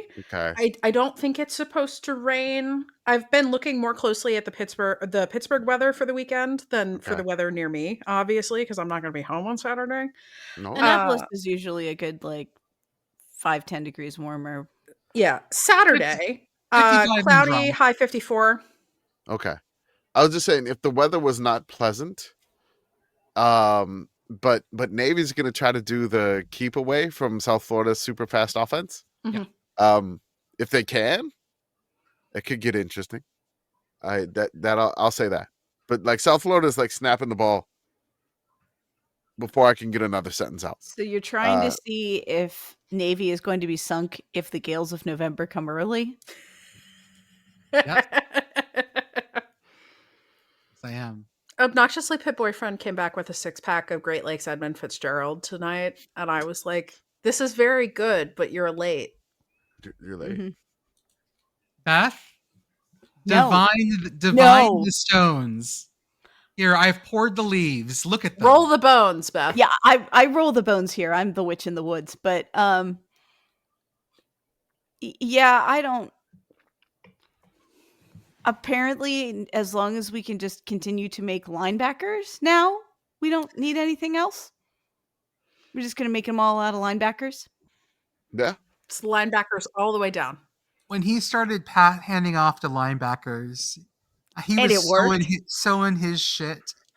Oh yeah, that was very On his shit. It was the second time this year I've looked at it. I'm like, fuck, we're back. Yeah, no, Dad has a whole thing about how we're gonna win this game. Sure. They need you to make a bowl game. Yeah. Yeah. Well, you know, it begins with, like, well, obviously we found our quarterback. You can tell that we found our quarterback because Rich Rod is now losing his mind anytime anything goes wrong on the sidelines, rather than looking vaguely apathetic and kind of preparation H-y. Mm-hmm. Honestly, I think that's a reasonable method of analysis. Yeah. And his other reasoning was basically that, like, you know, we haven't had a game where we just get really feisty and we score a bunch of points that we shouldn't have. And I'm like, I think we did have a game that was like that, but he doesn't count either the Pitt game or the Houston game. So by Dad logic, that hasn't happened yet. Dad has the theory of that every team has at least one A game, two B teams, two B games, couple of C games, and one like F minus game. Yeah. I mean, that's not the worst way to judge it. It's not. It also explains a lot about what happened to Indiana last week. That's not my issue there. My thing is, like, I feel like beating Houston, like a ranked at the time Houston team, could be your A game. I think so too. or that or Pitt. One of those was the ceiling. I don't know. Having been there, I don't know that was anybody's A game. Yeah, I was gonna say, if that's the A game, oh boy. A C versus a D. Okay. Yeah, that was a game where West Virginia took it pass fail and they passed. That was the PRT game. UTEP at Missouri State. People have been asking once again about whether Missouri State can go to a bowl only if everyone else, all the other spots are taken. Yeah, they are functionally ineligible. I think the odds are pretty low, unfortunately. Last year we saw a 5-7 team go to a bowl game, not through there not being enough teams, but from a team pulling out. Mm-hmm. So even if the numbers say no bowl for Missouri State, maybe there's a chance. Don't lose hope yet. UTSA at Charlotte, Georgia Tech at Boston College. You want to see a dead body? I hope he goes Leroy Jenkins or Haynes King and just Haynes King. Yeah. I mean, I hope he doesn't against Boston College. Like, yeah, hopefully he doesn't need to do that against BC. I know it's the forecast bit, but man, it's fun to say. Any feelings, Commish? Texas State, Southern Miss, App State, James Madison. Southern Miss is rolling. Texas State is reeling. This could be I don't know what's. I mean, Southern Miss needs it to basically solidify their grip on the West. The UTSA at Charlotte again. Is that the other one you wanted me to talk about? I'm sorry. Yeah. App State and James Madison. Sorry. App State, James Madison, yeah. Yeah, I apologize. I don't know why I went back to that one. But yeah, that one. I mean, if the weather's fine, you'd think UTSA's got it. Like, Charlotte really hasn't shown much. And then, I mean, I like the coach that left Ohio to go to Charlotte to be the coach, like Tim Albin. Like, he just won the MAC, and then he's like, I'm out. I'm in Charlotte. More time. He needs more time in Charlotte. He needs more time. Charlotte's just never Like been. I feel like he's gonna have to physically build the infrastructure of that program. Yes. So it's gonna take a little bit of time. This could go a long way to like get a win like this. This could help build that infrastructure a little bit quicker. You would think UTSA could do this, but I mean, they're not good on the road. So who knows? Okay, y'all take a look at those next couple of ones. If you have anything to say now or forever hold your peace, because we do have some D2 and D3 stuff we want to talk about. I'm really curious. Oh, sorry. I feel like Maryland at Illinois could be fun. Okay. Yes. For sure. Like that could be a good time.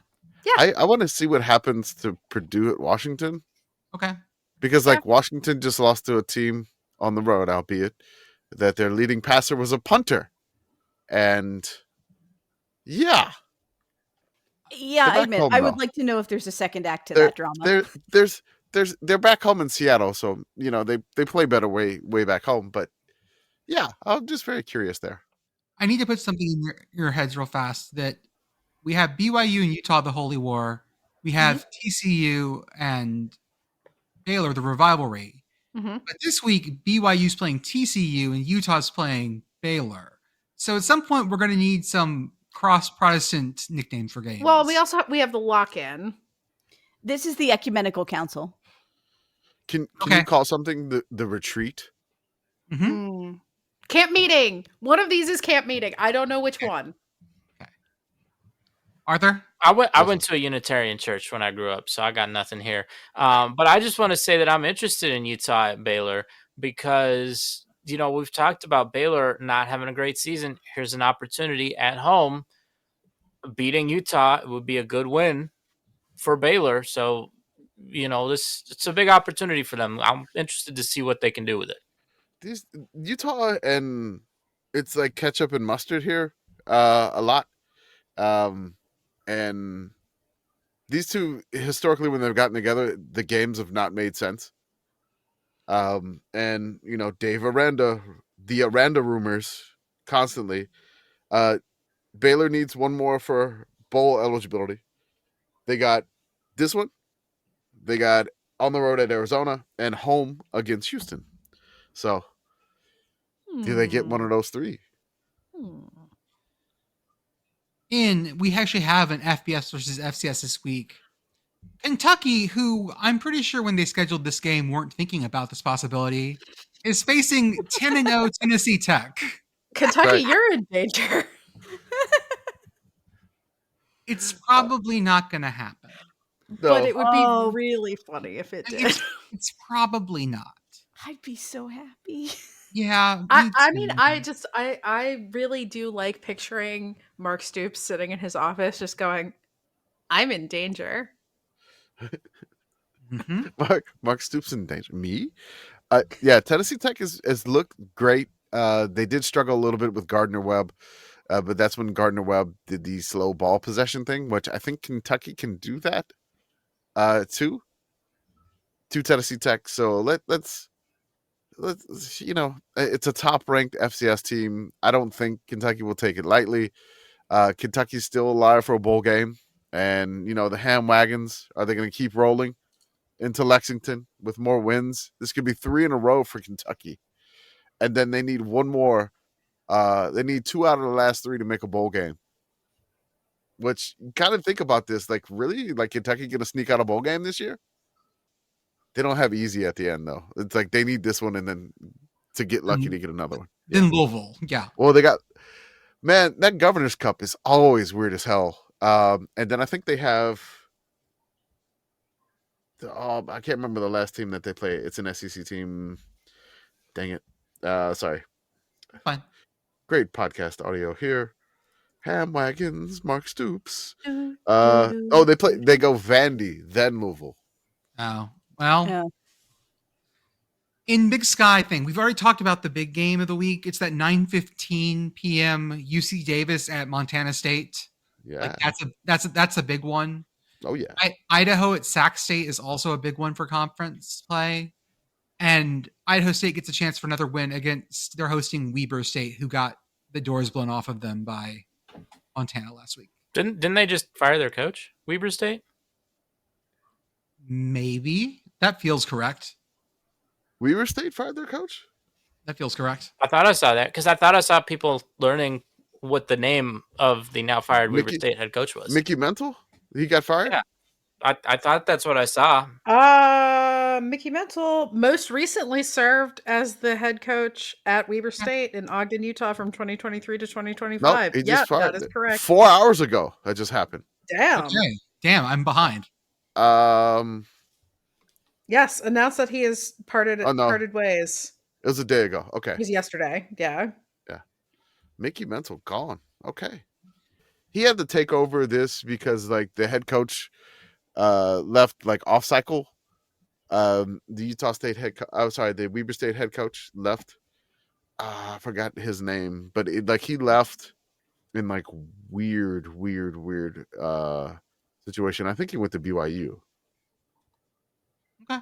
Yeah, it was the head coach Jay Hill who left to go be BYU's defensive coordinator. And that's how Mickey Mental got the job in like a weird off cycle thing. Everyone gets one, right, guys? We're big on this. Yes. Yes. Okay. LIU at St. Francis. St. Francis is leading D1. That's right. They don't have one yet. They don't have Is one this yet. their last home game as a D1 team? Yes, it is. I think so. It is. I'm looking at the schedule right here. Damn. Oh my god. Don't worry, you'll get to play Teal starting next year. You'll always have one. Well, I'm looking at their last game, and again, we don't bust on people who are there. It was 987 souls. Yeah. It wasn't a plane crash. Well, it mostly wasn't a plane crash. It was 15-16, so we got a really good game out of it, actually. So, anyways, LIU and at Stonehill. If everyone gets one, then we got to get one for St. Francis. Commish, you're mad at Dayton right now? No, you want Dayton to take out Drake. Dayton, you need to take out Drake. You're at home. Dayton's doing an awesome giveaway if you're in the area. They're doing like old vintage pennant. Ooh. If you're within the first like so many people, I think like 250, 500 people to Welcome Stadium, you get an awesome like vintage Dayton blue, with the hook that they can't figure out how to put the hook around the weird new helmet hole. Oh yeah. Jordan still hasn't fixed that. So really this is one you need to repay back the blue hose, Dayton. You need to do this. You need to knock off Drake to pay back the blue hose so the blue hose can get into the FCS playoffs. You got to play it back. This week is also Yankee Conference Championship week. Merrimack at Sacred Heart, the only two members. So this is their championship. And this week happens to also be D2 and D3 rivalry week. Oh, yeah. This is great. So, Commish, what did we... Well, I'll say the first one because this is one we've covered before. Is the Secretaries Cup. This is Merchant Marine at Coast Guard. Well, hold on. You skipped some things in FCS. Okay, I still had stuff. Let's go back to the Southland. Lamar at Stephen F. Austin. This is likely for the conference title here. Stephen F. Austin could likely clinch the Southland Conference title here with a win over Lamar. Lamar gets a win. Then it's going to get some crazy tiebreakers going on. Also, CELA is still alive in the conference, but they're at Incarnate Word. UIW could take out all their frustration on this year and really just spoil the crap out of CELA's season by getting a win there. So that is basically your Southland there. The Patriot League, Lafayette at Richmond and Lehigh at Colgate. So the Pards, are going on the road, and the Mountain Hawks are on the road before the big rivalry game. So both could be sitting pretty. Lehigh's still undefeated. Mm-hmm. Great matchup there. And then the CAA, Monmouth is at North Carolina A&T. Rhode Island is at Maine. Those are your two leaders of the conference there. Monmouth is one game behind of Rhode Island. So the auto bid could go to Rhode Island, but it's a tough place to play at Maine. And then Monmouth probably should get a win over a pretty woeful North Carolina A&T squad, even if they still have their backup quarterback. Yep. I wanted to just do one thing that we haven't talked about the Leathernecks much this year. I don't know how they're doing. I don't think they're doing that well. But I just wanted to give a shout out to their coach that interviewed with us over the summer. So we appreciated Joe Davis. They're 3-7 in SEMO, playoff team of last year, 3-7.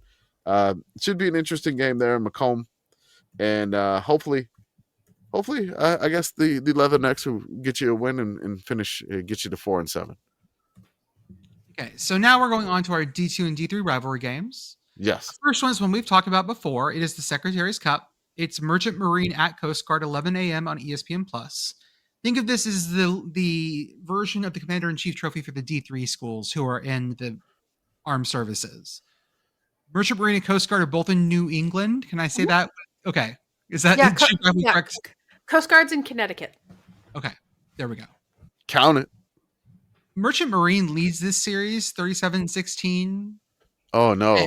I just realized you're going to be posting a bunch of Obji to Bear this weekend. Yeah.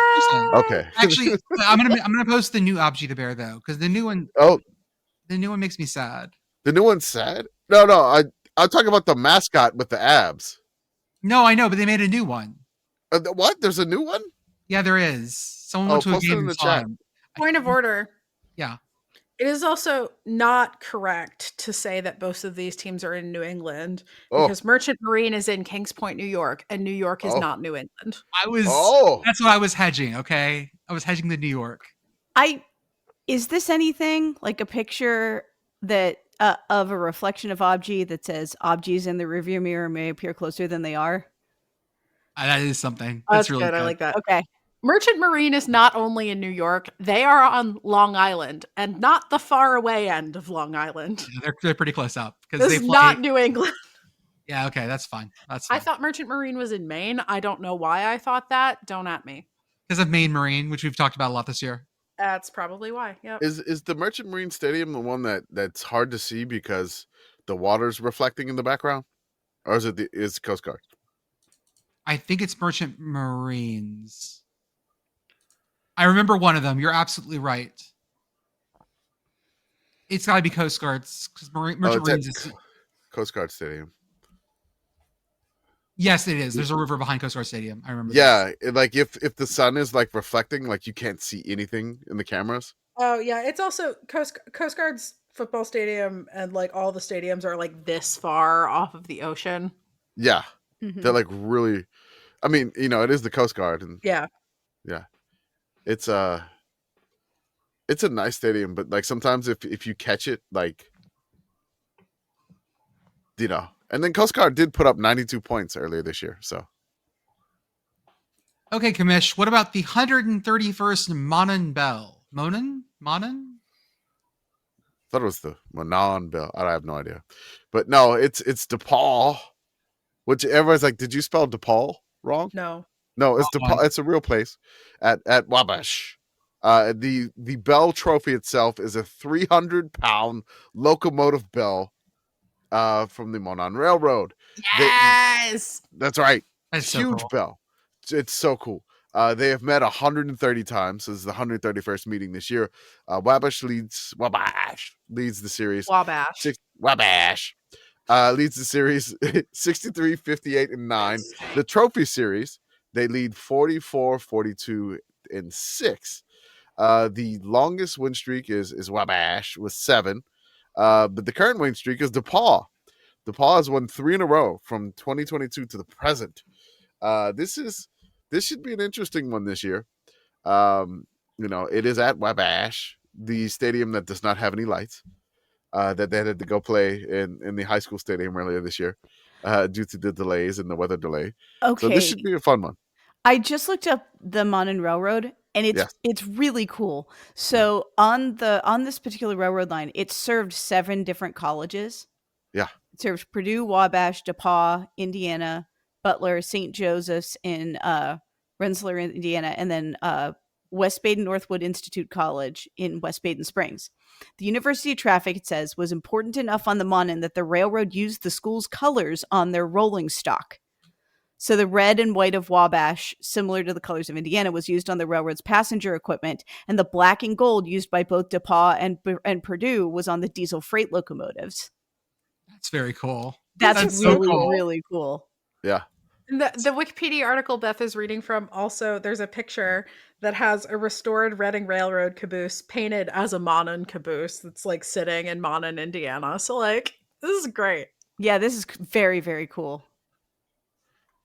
Yeah, so this is a great D3 rivalry game. I was asking some folks that we follow the D3 Division 1 rejects, the third division, some other folks to like give us some of these, because I know this is basically the end of the D3 D2 seasons before like playoffs start to get and they actually do the rivalry games at the end of the year, unlike FBS now.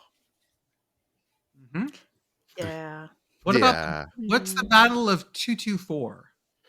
The Battle of 224. It's Findlay versus Tiffin. This is basically kind of an actual conference championship game now.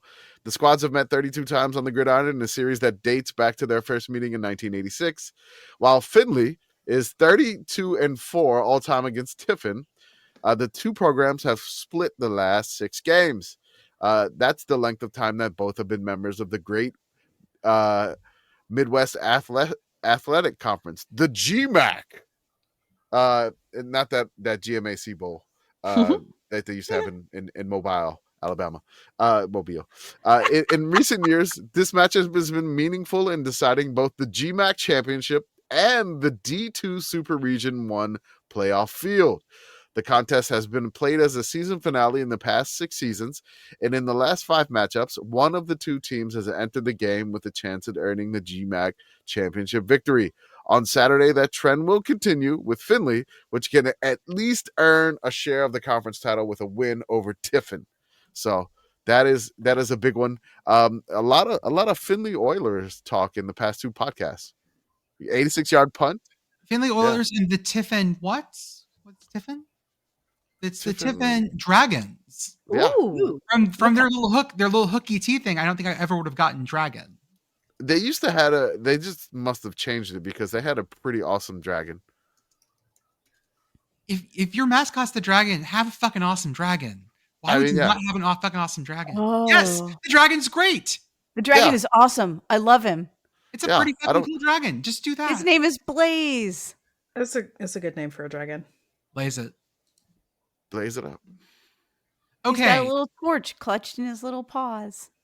We have D3 Randolph-Macon versus Hampden-Sydney. The game. Longtime listeners of this show might remember Hampden-Sydney as the school where a grounds crew guy knocked over one of the goalposts. Yes. About that. Yes. The only reason I remember any of this is because I know someone who went to Hampden-Sydney. Yeah. The tractor knocked over the goalpost. About that. Let me see if I can find that. Tractor goalpost. Like Twitter search is like just doesn't work. Pitt Girl, you need to check out the dragon that I put in the chat. It's very Dutch Wonderland-y in the best way. Oh, yeah, no, this is very Dutch Wonderland. Although the Dutch Wonderland dragon is purple and his teeth are a little Duke's teeth are not as pointy because he's for children. Right. But like the video does not exist anymore. The Tiffin dragon would be friends with Duke, the Dutch Wonderland dragon. Yeah, I could see that. Yeah. I found the post. It was from October 29th, 2022. Someone tagged us in it. But the post, they took a picture of, there's still a picture that remains of it, but not a video anymore. That sucks. Yeah, but it's still there in our hearts. The Wayback Machine. Hampden-Sydney tractor accident does autocomplete when I try to Google it. Oh, is it on YouTube? Maybe. Continue. I will keep searching. Hold on. We got an Instagram here. It's on our Instagram account. Of course it is. From 158 weeks ago. Just a long time ago. We have 75 likes on it. Hit that repost thing. Hit that retweet on there. Oh yeah. How do I do that? Like there's a little button there. It says it looks like a retweet button now. It's also on YouTube. The video is still on YouTube. Okay, good. Yeah, but we can get engagement on our stuff. Yes, obviously. The trophy is the game ball. This is the 129th total meeting this year. Randolph-Macon leads the series 59, 58, and 11. It's a very close series. The largest victory was Hampden-Sydney with 62-0. The longest win streak was Randolph-Macon with 11. And we are in the current longest win streak, Randolph-Macon with 11. And then we have the Cortaca Jug between the Cortland Red Dragons and the Ithaca Bombers. More jugs for things. Yes, more jugs, please. Yeah, people like jugs. We need more jugs. Why do people like jugs so much? Because they're good. They got the little handle, and you can also blow over them and make music. Okay. I mean, you're thinking music.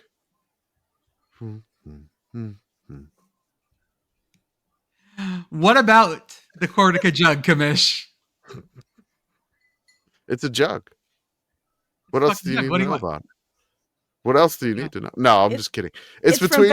It's from back in the era whenever jugs were only like one of the 6 things that existed, so everybody played for them. Everybody played for jugs. We had jugs and buckets. That's it. Mm-hmm. Some were old and oaken. No, but it's the Cortland Red Dragons versus the Ithaca Bombers. They've met 82 times. Ithaca leads the all-time series, 43, 36, and 3. The trophy series, Ithaca leads 38-27, the largest victory. Ithaca in 1981, 42-0. Longest win streak, Ithaca 9. Then the current win streak is Cortland 2 in a row. 2 in a row. 2 in a row. 2 in a row. Do we have a picture of this jug? Yeah, it's on the Wikipedia article. Cortaca Jug. I'm going to look up what Teal football is doing this week. They're playing W&J. This is what happens on Rivalry Week. Oh, this is going to be awful. Okay. Oh, it always is. Yeah, it's like it's time for you to play your big rivalry. And like, okay, I want to read from the Wikipedia page for the Cortaca Jug briefly. Yes, by all means, do it. History of the trophy. The Cortaca Jug was introduced to the already competitive rivalry in 1959 by the captains of the two teams. While driving in nearby Homer in 1959, Cortland football captain Tom Decker stopped at a yard sale and purchased a $2 jug from a local farmer named Freddie Testa that he thought could be used as a trophy during the annual game between the two teams. After meeting up with a friend and Ithaca football captain Dick Carmine, the two painted the jug blue, gold, red, and white in honor of both schools' colors. The first jug ran out of room for scores in the mid-1980s, necessitating a second jug that sports the most recent results. After 2015, Jug 2 was also full.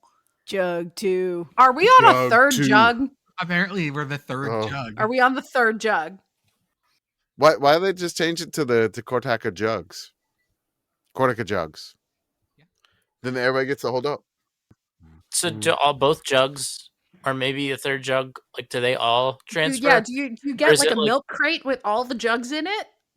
Or is it like there are two that are in like a museum somewhere and the third one? Or I assume there's two. If you're the last person to win it and it's full, you get to keep it. Okay. You said full, my idea, they're pouring something in the jug. I was like, what would they be pouring in the jug every year? That'd be gross. Jordan, thank you for making me look up Teal W&J so that I could see that we're on an 18-game losing streak. No. There's lots of bad stuff in there. I quickly pulled it up as well. Did you know W&J is having a great year? Yeah. Oh, man, they're having a great year.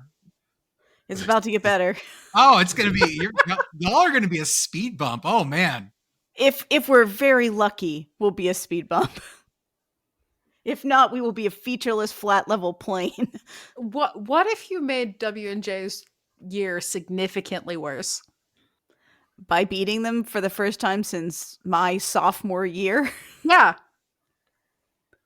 I mean, what I like here is that there is a listen option, which means that there's Teal radio. Yeah.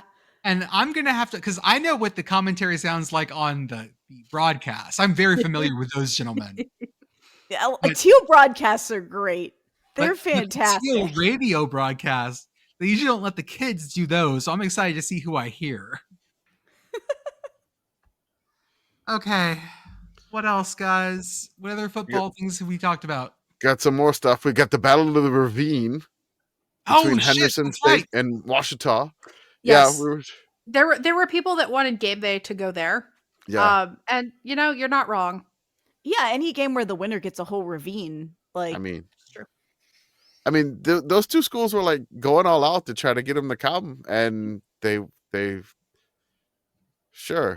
that be a lesson to you. Go all out to get us to come. We will. we will. Thank you. I thought you were gonna say, "Go, don't try, kids. Nothing ever Oh. happens. Nothing works." We'll come. Fuck! We come to the Battle of the Ravine. Yeah, we would. Hell yeah, we would. Hell yeah, we would. We definitely come to that. All right. Y'all, I am like Snoop Dogg. I will come to your thing. Okay, no questions asked. I will come to your thing. I mean, look, Battle of the Ravine. You just need to create a Ravine Maniacs section. Yep, that's how you get us. Is that we'll you promote have it and show up. Yep. That's right. Do you have a small section promo? Yes. Because we'll do it and we'll We'll do show it. up. We'll show up. Fair State at Davenport are playing in a recently named rivalry called the Calder City Classic. Yeah. I don't, again, Pitt State and Northwestern Missouri State used to play in Arrowhead for years, and now they are going back to Kansas City to renew their longtime rivalry. Go Gorillas. That's right. We also have the Dutchman Shoes, which is RPI versus Union. Union, yeah, huh? Yep. These teams have met 121 times since 1886. The Dutchman Shoes Trophy. It's a pair of shoes. Just the biggest thumbs down from Pitt Girl. RIT doesn't have football anymore, but fuck RPI. Like, have you seen this? Like, it's this. They got these shoes on the stand. It's like these two guys. There's a trophy, and they're just like shoes on the stand.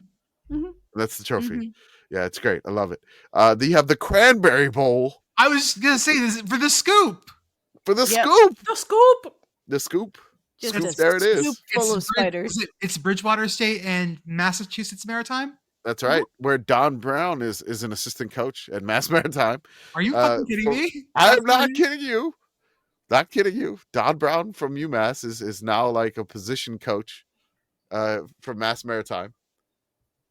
I'm not kidding you. But the scoop, there it is, the Cranberry Scoop, which, it's a good one there. You have the Keystone Cup versus between Delaware Valley and Widener this weekend. Yep. You also have the second oldest rivalry in the state of Tennessee, Carson Newman versus Tusculum. If I said that right, I don't think so. The Kanawha Classic. I was wondering how you were going to pronounce that. Tusculum. It's the Kanawha Classic. Tusculum. Sure. No. No. That's on the West Virginia one. Oh, Yeah. the canal. What? Kanawha. The canal. I fought the canal and the canal one. The ha is Charleston silent. Valley. What? The ha is silent. Huh? It's because it's okay. Never mind. Oh God. It was a good try. I believe in you. I Sure. tried. It's okay. No. Canal. Yeah. Yeah. Okay. But I was saying it with it silent though, right? No. You said Kanawha the first time. Oh no, I thought I fixed it though. That's Charleston, West Virginia versus West Virginia State. Augustana D3 hosts Wazzu. The winner gets a trip to the Culvers Isthmus Bowl. Yes. Ooh. Yes. Merry friends- Isthmus to you all. Merry Our Merry Isthmus. Isthmus. Our friends at the Isthmus Bowl. That's right. We also have I wanted to Kanawha. own a stand that was Isthmus biscuits. we also have Catawba. I can't even say that now. It's best. Catawba. Catawba. Catawba. I love it. This is just totally not in my element here. This is great. Versus Lenore Ryan, 104th meeting. The Pomona Pitzer versus Claremont Mud Scripts. The battle of the street, isn't it? The battle of the 6th Avenue or the Peace Pipe. Oh, I bet it's not the Peace Pipe anymore. No. Then also we have some D3 action here, which we got to take a side here. It's Wisconsin Whitewater versus Wisconsin Oshkosh. Oshkosh actually follows us, and we follow them.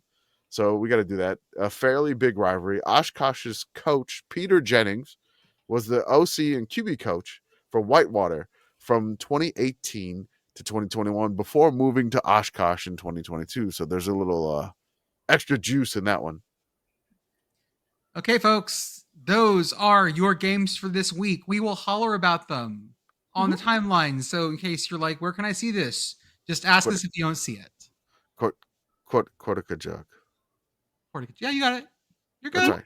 Yes, Totally. You did a great job. I know, like, seriously, you did a fine job dealing with a part of the country that you are not familiar with at all. No. Not at all. Northeastern pronunciation is not your game, but you did a good job. Thank you. I appreciate it.